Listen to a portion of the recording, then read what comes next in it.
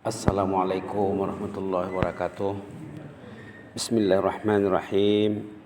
Alhamdulillahirabbil alamin wassalatu wassalamu ala asyrafil mursalin sayyidina wa habibina wa syafi'ina maulana Muhammad wa ala alihi wa sahbihi wa sallim tasliman katsiran katsira wa man tabi'ahum bi ihsan ila yaumiddin adada khalqihi ta'ala wa ridha nafsihi wa zinata arsyihi wa midada kalimatihi kama yuhibbu rabbuna wa yarda.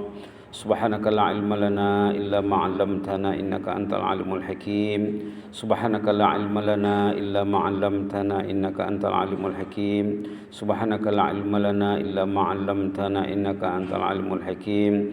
Allahumma zidna wa la tanqusna. Allahumma zidna wa la tanqusna wa akrimna wa la tuhinna wa a'tina wa la tahrimna wa athirna wa la tu'thir alaina wa adina wa arda'na ya karim. Allahumma ighfir lana warhamna wa'afina warzuqna wa sallallahu ala Muhammadin wa ala alihi wa sahbihi wasallam walhamdulillahil alamin. Alhamdulillahil alamin. Jemaah kekasih Allah yang sedang beriktikaf di Masjid Pulai Bandar Seri Begawan, alhamdulillah kita bersyukur kepada Allah Subhanahu wa taala. Kita masih berjumpa lagi dalam majlis mingguan ya, Jumat malam Sabtu. Hari ini kita sorot hadis Rasulullah SAW yang ada hubungannya dengan khutbah Jumat hari ini. Khutbah Jumat hari ini mengenai rezeki. Dalam khutbah Jumat dijelaskan rezeki itu bukan hanya wang ringgit saja, bukan material saja. Solat berjemaah itu rezeki. Mau sembahyang sunat itu rezeki. Mau menambah ilmu, mau bersolat tahajud, itu rezeki yang melebihi wang ringgit. Karena wang ringgit akan tinggal kecuali kalau dilaburkan masa hidup. Ilmu akan dibawa. Kalau dikembangkan, orang yang ada ilmu, kalau mengembangkan ilmunya di waktu dia hidup, lepas dia meninggal dunia, amalnya hidup. Orangnya sudah mati, amalnya hidup berterusan. Ikut ilmu yang diajarkannya. Baiklah, di sini hadis Rasulullah SAW tentang rezeki, tentang cinta juga. Rezeki keduniaan harta benda dikaitkan dengan cinta. Hadis ini hadis riwayat Imam Ahmad. Baginda Rasulullah SAW berpesan, apa kata baginda? Innallaha qasama bainakum akhlaqakum kama qasama bainakum arzaqakum. Arzak itu rezeki ya. Wa innallaha azza wa jalla yu'ti dunya man yuhib wa man la yuhib. Wa la yu'ti ad-din illa liman ahabba. Faman a'tahu Allahu ad-din faqad ahabbah. Ini asas teksnya yang mau dibincang. Apa kata baginda Rasulullah SAW? Allah Subhanahu wa taala mengagih-agihkan agama ataupun akhlak dalam kalangan kamu. Agama diagih-agihkan seperti diagihkannya rezeki. Sama dengan pengagihan rezeki. Sama dengan pengagihan rezeki. Pembahagian agama sama dengan pembagian rezeki. Ada orang yang rezekinya luas, ada yang ilmunya luas. Sama tu ya. Subhanallah. Rezeki itu dua, rezeki berbentuk kebendaan, rezeki berbentuk kejiwaan. Malah Allah Azza wa Jalla memberikan keduniaan kepada orang yang dicintainya dan kepada orang yang tidak dicintainya juga. Ini bezanya. Usen duit diberikan kepada orang yang sembahyang dan orang yang tak sembahyang. Orang yang beriman dan orang yang tak beriman. Semua ada rumah, semua ada kereta, semua ada duit. Ikut kesungguhannya bekerja ataupun belajar ataupun mencari duit.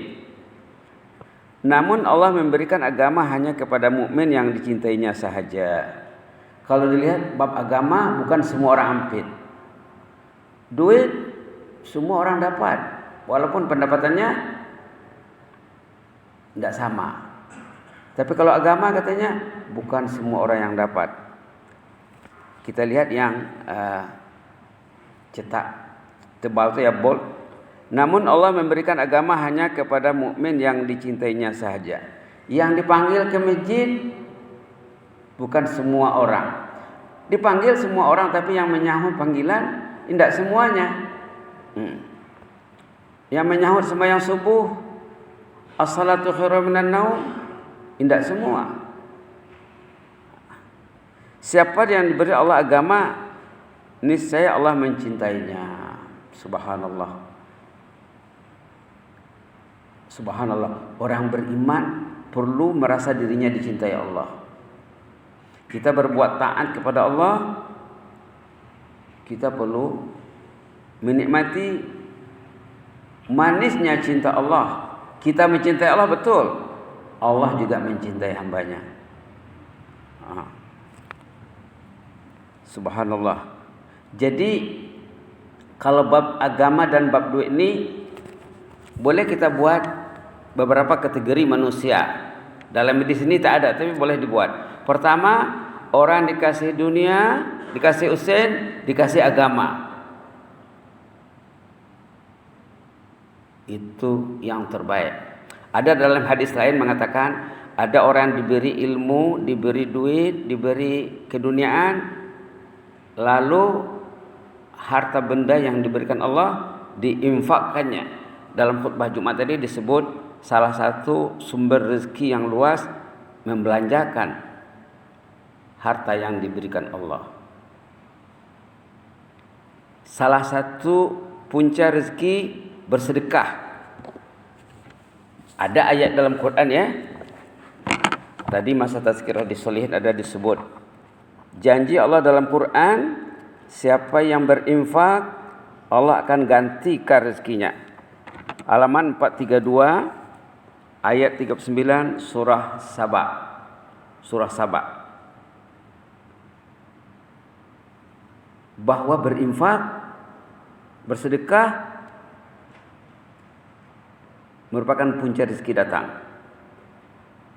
Bagi yang buka Quran boleh baca perlahan ya. A'udzubillahi minasyaitonirrajim. Qul innallaha yabsutur rizqa liman yasha'u min ibadihi wa yaqdiru lahu wa ma anfaqtum min syai'in fahuwa yukhlifuh wa huwa khairur raziqin. Shadaqallahul azim. Yang jadi fokus di sini baris terakhir sekali. Wa ma anfaqtum min syai'in fahuwa yukhlifuh. Kalau kamu berinfak, pasti diganti Allah. Kalau kamu bersedekah, kamu akan menerima pulangannya. Ingin dapat rezeki, dalam khutbah Jumat hari ini disebut bersedekahlah, rezeki akan datang. Ini ayatnya. Surah Saba ayat 39, "Wa ma anfaqtum min syai'in fahuwa yukhlifuh." Rezeki yang kamu belanjakan itu, yang kamu infakkan, akan diganti Allah. Bila Allah mengganti, kalau kita rezeki, kita sedekah RM1, tidak mungkin RM1 diganti Allah. Kalau sedekah RM10, tidak mungkin RM10. Dalam surah Al-Baqarah disebut, kalau bersedekah RM1 paling kurang 700 kali ganda. Malah lebih. Maka orang yang berinfak di jalan Allah ini dalam surah Al-Baqarah juga disebut memberi pinjaman kepada Allah. Cara Quran merangsang orang bersedekah ya. Tengok ayat dalam surah Al-Baqarah, "Man dzalladzi yuqridullaha qardan hasana." Siapakah orang yang mau memberi Allah pinjaman duit? Qardan hasana. Ayat Bismillahirrahmanirrahim 245 ayat halaman 39 suratul Baqarah. Man dzalladzi yuqridullaha qardan hasana. Siapa yang mau meminjamkan usaha untuk kepentingan agama Allah, untuk Allah. Siapa yang mau meminjamkan duitnya kepada Allah, itu maksud ayat ini. Bersedekah itu meminjamkan duit kepada Allah. Lalu fayudha'ifahu lahu adha'afan katsira. Fayudha'ifahu lahu adha'afan katsira. Allah akan beri pulangan yang banyak.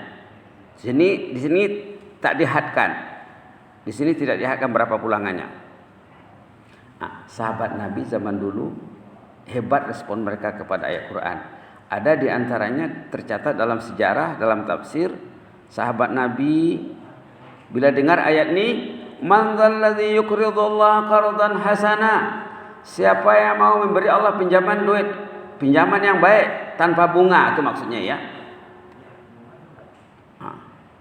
Lalu ada seorang sahabat jumpa Rasulullah, ya Rasulullah, Allah ini kan pinjam usaha kita kan? Ya Rasulullah, Allah ini mau pinjam duit kah? Kata Rasulullah, ya betul. Kata sahabat tadi, Allah itu kan kaya, Ghani, Hamid. Dalam Quran sebut Ghaniun Hamid, kaya lagi terpuji. Kalau Allah mau gunung itu jadi emas, jadi emas. Adakah Allah mau pinjam duit sama kita? Kata sahabat tadi kepada Rasulullah, iya betul. Allah itu kan kaya, untuk apa pinjam-pinjam? Kira-kira begitulah maksudnya. Pertanyaannya simpel saja ya, senang saja. Allah suka pinjam duit sama kita? Iya. Untuk apa? Allah itu kan kaya. Apa kata Rasulullah? Supaya kamu masuk surga. Pulangannya untuk kamu, bukan untuk Allah. Yang untung kamu. Taruhannya surga. Nah, dalam hadis itu ya.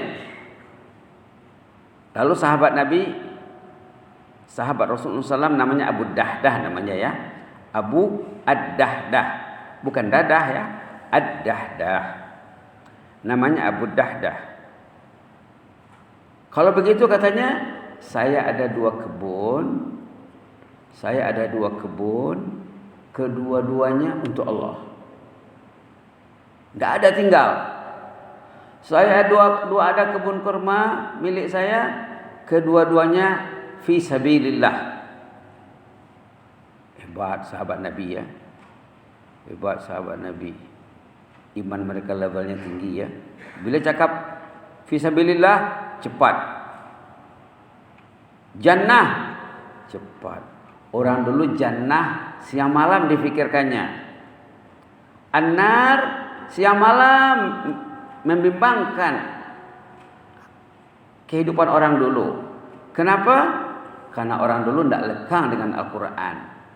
Hampir setiap halaman Al-Quran ada tentang akhirat, tentang jannah, tentang nar. Dah selalu sebut ya. Kenapa orang dulu minda jannahnya hebat? Bila cakap pasal jannah, mau mengorbankan semua hartanya, tidak ada yang tinggal. Karena hampir setiap halaman, bahkan dalam satu halaman disebut berulang kali tentang jannah, tentang an-nar, tentang jannah, tentang an-nar, tentang hari kiamat. Lalu kata Rasulullah kepada Abu Dahdah tadi, kalau kamu ada dua kebun, tak usah kedua-duanya untuk Allah, satu saja dah cukup. Rasulullah, maritah kebunmu itu bukan macam itu. Rasulullah ini hebat ya. Kalau kamu ada dua kebun, jangan kedua-duanya. Nanti anak istri makan macam mana? Gitu kira-kira maksudnya. Kata Rasulullah, satu sudah cukup. Kata Abu Dahdah, yang dua kebun ini, satu katalah E namanya, yang satu B. Yang E ini memang kelas E. Yang B ini andangnya kelas B. Begitulah kira-kira. Yang kelas E ini untuk Allah. Yang kelas B biar untuk saya dan keluarga. Kata Abu Rasulullah, itu baru betul. Kata Rasulullah. Sampai begitu ya. Jadi begitulah dikatakan di sini dalam hadis. Dunia ini semua dikasih Allah. Orang yang sembahyang, orang yang tak sembahyang. orang yang taat, orang yang tak taat. Tapi agama dikasihnya kepada orang yang dipilihnya sahaja. Subhanallah. Jadi ada orang yang diberi ilmu, diberi duit, dan mau berinfak. Itu macam sahabat Nabi ya. Ada dikasih duit, tak dikasih ilmu. Kasih duit. Kasih duit banyak-banyak. Kalau uji dia dengan duit.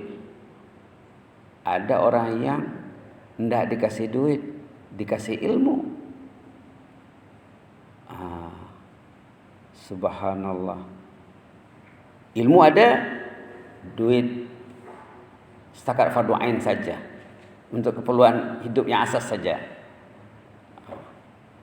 Ada orang yang duit tak ada, ilmu tak ada. Subhanallah. Subhanallah. Dua-dua tak ada. Miskin ilmu, miskin duit.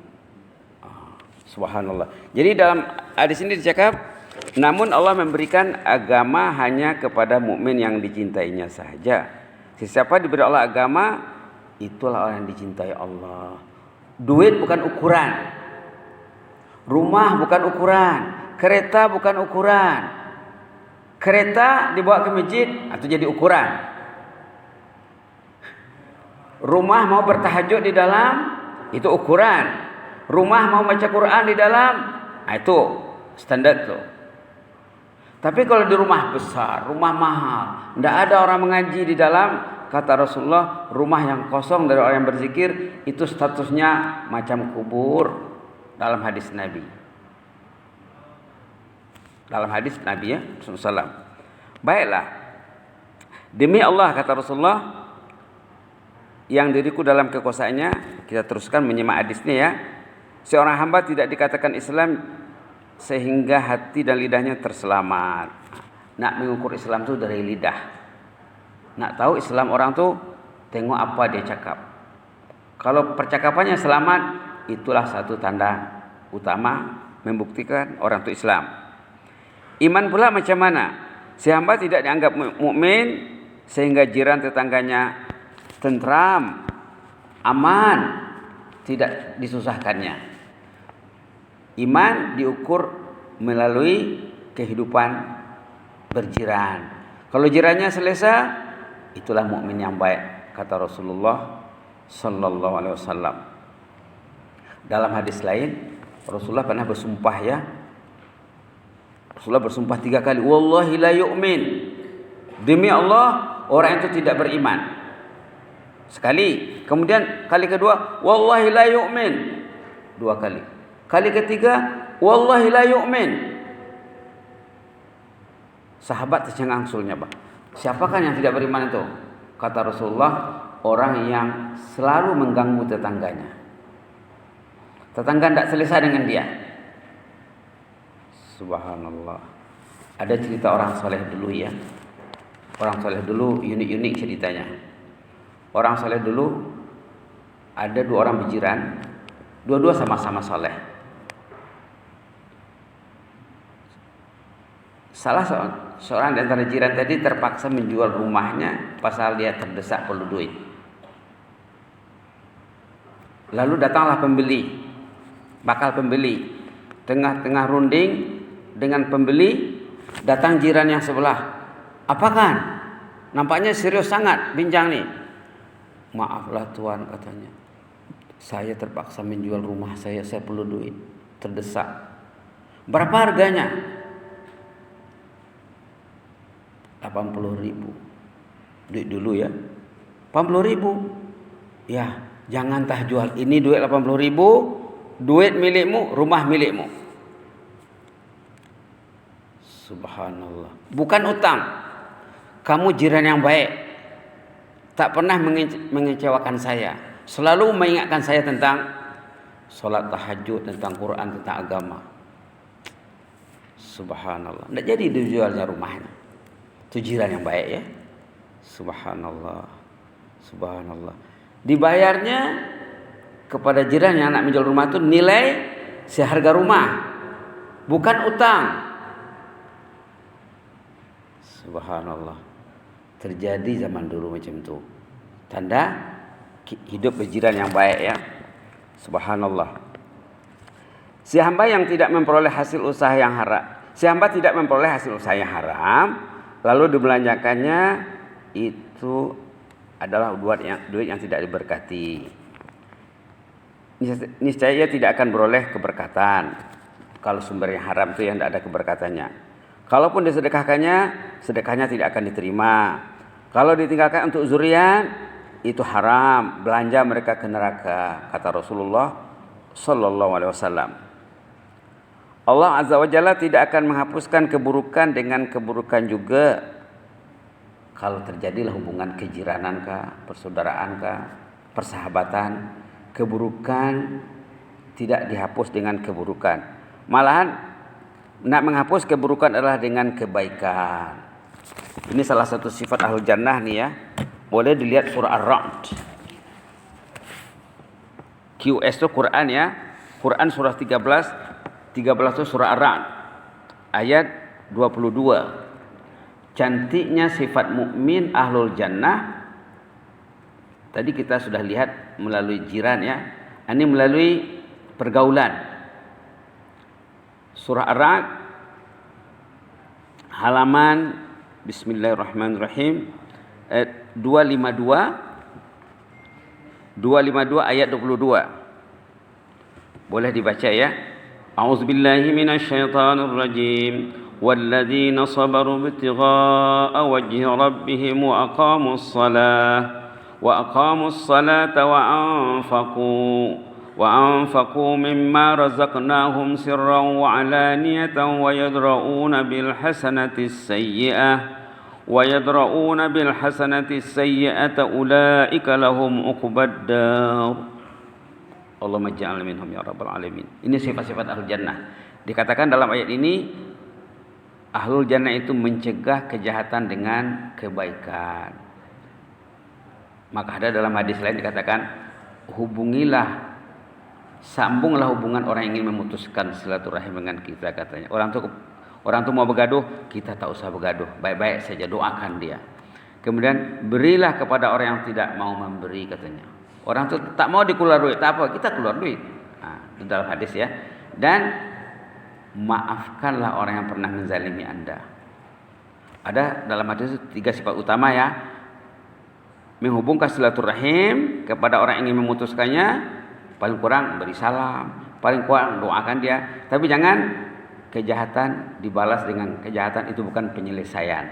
Nak menyelesaikan kejahatan, balas dengan kebaikan. Itu dalam hadis ini ya. Dalam hadis ini. Ayat berapa tadi? Ayat 22 surah Ar-Ra'd. Wa yadra'una bil hasanati sayyi'ah. Mereka mencegah kejahatan dengan kebaikan. Itu kalau terjadi perselisihan, permusuhan. Kalau untuk diri sendiri macam mana? Kata ulama, kita berbuat baik banyak-banyak sehingga tidak ada peluang, tidak ada masa untuk berbuat jahat. Dia buat benda baik saja. Dia buat benda baik.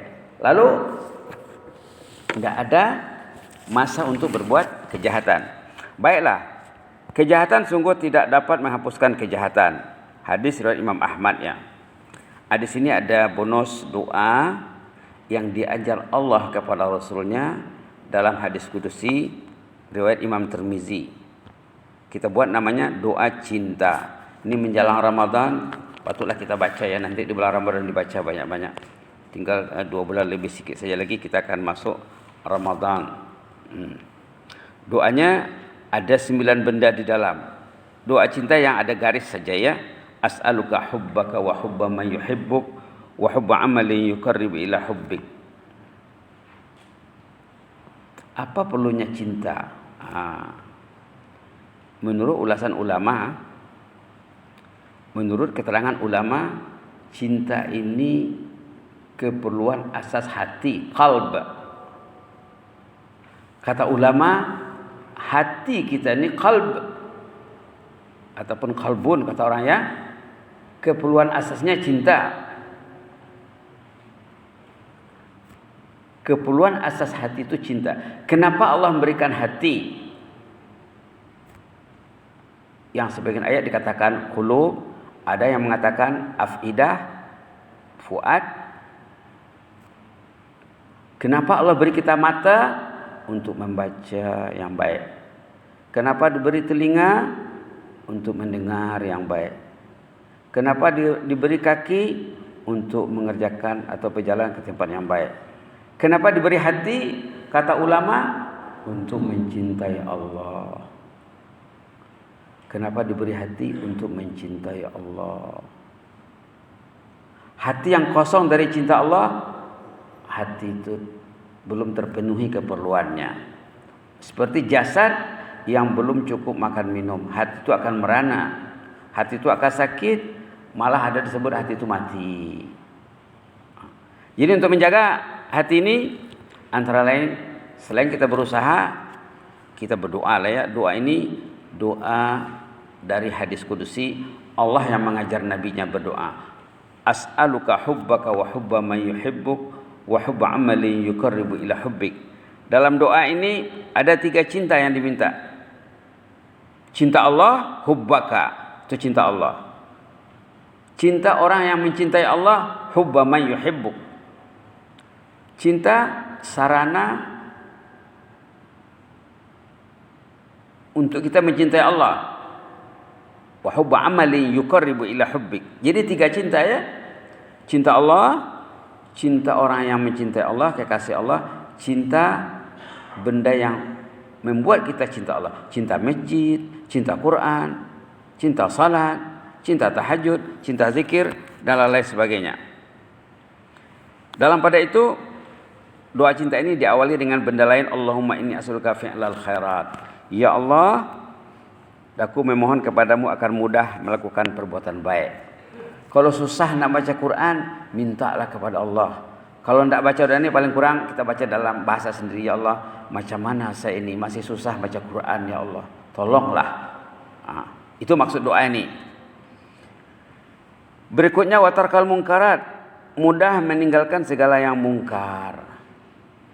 Jangan yang baik dibuat, yang mungkar dibuat juga, nanti habis yang baik itu. Allah tidak mau macam itu. Yang baik dibuat, yang mungkar karena jauh, dijauhi. Berikutnya wahubbal masakin, mencintai orang-orang miskin. Berikutnya wa anta ufirali, agar kita diampun Allah dosa. Wa tarhamani, agar dirahmati Allah. Ini doa tadi yang disolat dalam khutbah Jumat tadi ya. Ada seorang sahabat menanya kepada Rasulullah, macam mana nak diluaskan rezekinya? Kata Rasulullah, baca doa Allah maghfirli warhamni wa'afini warzuqni. Ada dalam khutbah Jumat tadi 4 ya. Allah maghfirli warhamni wa'afini warzuqni. Allah maghfirli warhamni wa'afini warzuqni.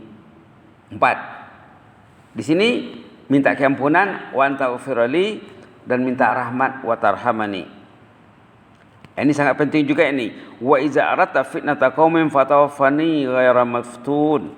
Ini sesuai untuk era globalisasi ini. Doa di era globalisasi yang banyak cabaran.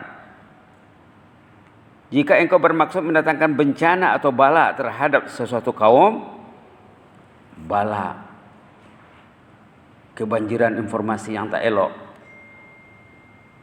Jika engkau bermaksud mendatangkan bencana atau bala terhadap sesuatu kaum, baiklah matikan aku dalam keadaan terhindar dari bala tersebut, agar kita terselamat dari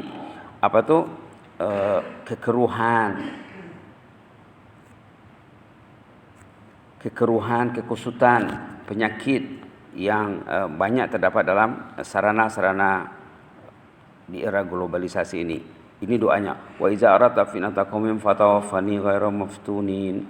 Allahumma iza aradta fitnata qaumin fatawaffani ghaira maftunin. Allahumma iza aradta fitnata qaumin fatawaffani ghaira maftunin. Agar kita terhindar dari bahaya, dari gejala-gejala negatif di era globalisasi ini. Dalam penutup hadis ini Rasulullah menyuruh kita, innaha haq, katanya hadis ini benar, doa ini benar, fadrusuha, pelajarilah dengan baik, summa ta'allamuha, kemudian ajarkan. Ajarkan. Paling kurang dibaca pagi petang kayak. Dibaca pagi petang. Kalau belum dapat semuanya, boleh dibaca secara bertahap. Allahumma inni as'aluka fi'lal khairat. Satu saja. Allahumma inni as'aluka fi'lal khairat. Allahumma inni as'aluka fi'lal khairat. Yang uniknya doa ini tadi, doa yang diajar Allah kepada Rasulullah semasa Rasulullah bertahajud. Waktu Rasulullah sudah penat bertahajud, tiba-tiba baginda kalat mata, mengantuk. Antara tidur dengan bangun, rupanya disitulah baginda berkomunikasi dengan Allah. Disitulah Allah mengajarkan doa ini. Sehingga malam hari itu baginda Rasulullah SAW terlambat pergi ke masjid nak sembahyang subuh. Jemaah para sahabat dah menunggu. Mana Rasulullah ni? Macam matahari sudah mau terbit. Kata Rasulullah, duduk dulu, jangan beredar dulu. Maka Rasulullah sembahyang dengan segera, bacaan ayat yang pendek. Lepas solat cakap, tadi malam saya bermimpi, saya dapat message. Hadisnya ini panjang, tapi ini intinya di akhir pertemuan dengan Allah, Allah menyuruh Rasulullah berdoa, minta katanya. Sal kata Allah, mintalah apa yang kamu hajat. Belum diminta oleh Muhammad, Allah mengajar doa. Allahumma inni as'aluka fi'lal khairat wa tarkal munkarat wa hubal masakin wa anta ufirli wa tarhamani wa iza aradta finata qaumin fatawaffani ghara maftunin as'aluka hubbak wa hubba ma yuhibbuk wa hubba amalin yuqarribu ila hubbik. Maka kita buat namanya doa 9 dalam 1 ya, indahnya doa cinta. Jadi di penghujung hadis baginda berpesan, inna haq, ini betul, benar. Fadrusuha, pelajarilah baik-baik, kemudian ajarkan. Terutama menjelang bulan doa ini, bulan Ramadan ya. Ini ada lagi tip di sini, kata hikmah Imam Hasan Basri rahimahullah berkenaan dengan cinta tadi ya. Tajuknya kan tadi di atas tajuk cinta. Orang yang dicintai Allah diberinya agama. Orang yang dicintai Allah rajin membaca doa cinta. Yang diwahani pula kata Imam Hasan Basri, man arafa rabbahu ahabbah. Mukmin yang memiliki kemanisan ma'rifah pasti mencintai Allah. Kalau bahasa Melayunya, kalau dia kenal dia akan cinta. Kalau tak kenal tak akan cinta. Tak kenal maka tak sayang katanya. Kata Imam Hasan Basri, man arafa rabbahu ahabbah. Siapa yang mengenali Allah pasti cinta. Kenapa tak cinta? Tak kenal. Kalau kenal, orang dulu si buta pun ke masjid, sakit pun ke masjid. Ada sahabat Rasulullah SAW sakit ya, sakit di penghujung usia, sakit tenat. Bila dia dengar azan maghrib, subhanallah, dicakap sama ahli keluarga, bawalah saya ke masjid. Kata ahli keluarga, tuan kan sudah uzur, tidak diberati lagi untuk ke masjid. Berdiri saja susah. Bawalah saya tidak sampai hati mendengar azan hayya 'alal falah kalau saya tidak mendatangi solat fardu berjamaah di rumah Allah. Dibawalah dia ke masjid. Solat maghrib belum habis 3 rakaat sudah meninggal. Sudah meninggal di masjid. Kata Imam Hasan Basri, man arafa rabbahu ahabbah. Itu saja dah cukup padat ya. Siapa yang memiliki kemanisan ma'rifah pasti cinta. Kalau dia tahu Quran nih, kalau tahu Quran, dia mesti tak pernah jemu bersama Al-Quran. Itu maka orang dulu ya, kalau kita baca sejarah orang dulu, ada yang 1 hari itu khatam 30 juz, ada yang 2 hari, ada yang 4 hari, yang 7 hari ke 10 hari itu ramai. Sahabat Nabi yang khatam Quran 7 hari. Dulu Al-Quran dibagi 7. Dulu belum ada juz. Zaman sahabat belum ada juz. Juz itu kemudian. Untuk memudahkan Orang yang datang kemudian. Zaman dulu mereka bagi 7 Quran nih. Satu bahagian 1 hari.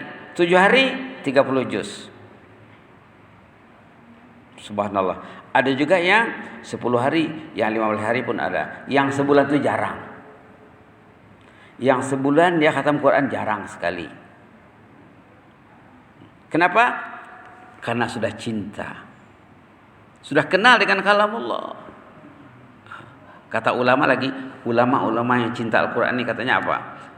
Kamu akan dilayan oleh Allah sebanyak mana Quran yang kamu baca.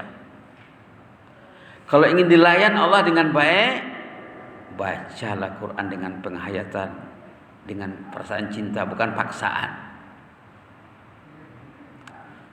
Kata ulama yang cinta Al-Qurannya maksimal ya, maksimum, Allah akan melayan si hamba ikut Quran yang dia baca. Kalau dia tak baca Quran, macam mana Allah nak tolong? Berarti dia tak cinta. Nah, itu maka diminta dalam doa tadi, wa hubba amali yuqarribu ila hubbik. Mencintai amal perbuatan yang menambah cinta kita kepada Allah. Seterusnya, wa man arafa dunya zahida fiha, kata Imam Hasan Basri. Siapa yang arif tentang dunia pasti zuhud. Pasti zuhud.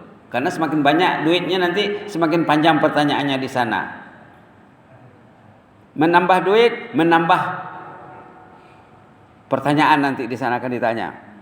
Wal mu'min la yalhu hatta yaghfal fa iza tafakkara hazin, kata Imam Hasan Basri. Si mukmin tidak mungkin melakukan benda yang sia-sia sehingga dirinya lalai.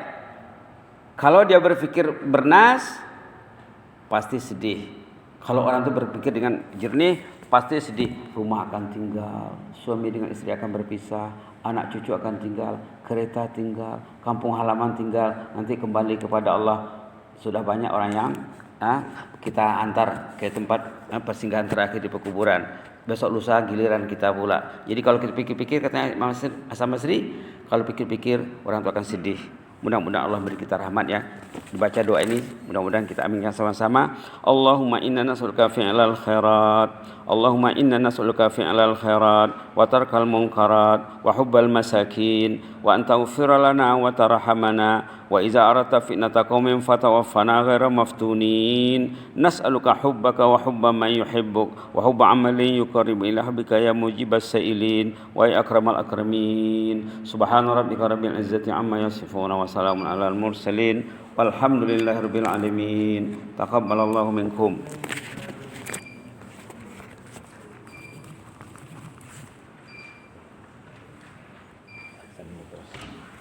Ini kalau ada yang mau kita foto stand nanti. Ada.